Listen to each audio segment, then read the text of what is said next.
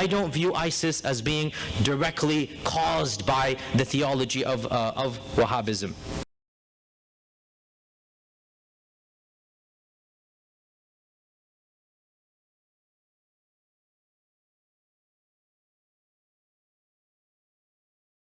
The question is, what is your view of Wahhabism, and is Wahhabism connected to the ideology of ISIS? Wahhabism is a strand of Sunni Islam.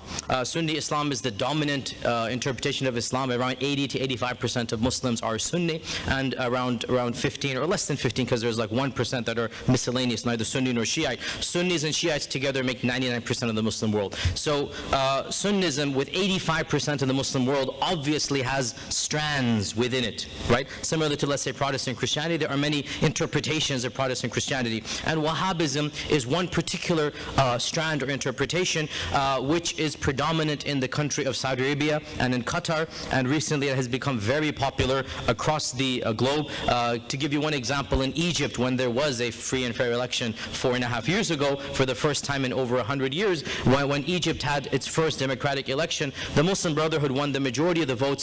25% of the votes went to Wahhabist, or it's also called Salafist parties, which really demonstrates that they are not an insignificant minority. Now, much has been said about Wahhabism or Salafism and the fact that it has linkages to ISIS or Al-Qaeda, and in my estimation, this is an oversimplification to the point of almost being incorrect. The fact of the matter is that these movements, Al-Qaeda and others, they have emerged from a merging of multiple strands of Islam, and mainly they owe their genesis to radical breakaway movements of the Muslim Brotherhood that date back to the 70s. All of you that were adults in the 1980s, 1981, you all remember the assassination of Anwar Sadat?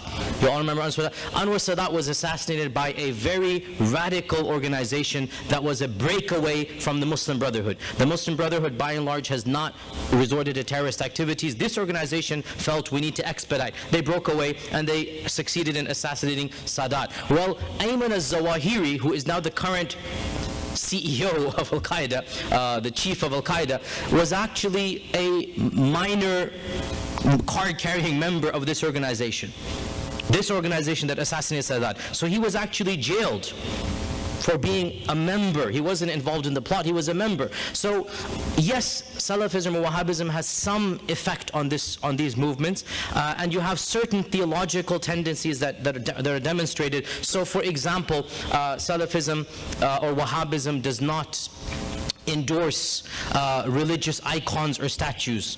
Pause here. So Protestants and Catholics, very similar understanding, that if you go to a Protestant church or a Catholic church, in a Protestant church you're not going to find figurines, statues of Mary or whatnot, nor will you find prayer being directed to saints, whereas in a Catholic church it might be more common. And Martin Luther and the entire Protestant movement, for example, strongly discouraged, in fact considered it blasphemy, considered it a stepping stone to idolatry, to pray to these figurines and to invoke. So Salafism is a type of Protestant Islam, and that is why Salafism does not like icons, which is why certain movements such as Al-Qaeda and ISIS like to destroy religious icons that are figurines, as they try to destroy the statues and whatnot. Okay, so that is Salafism.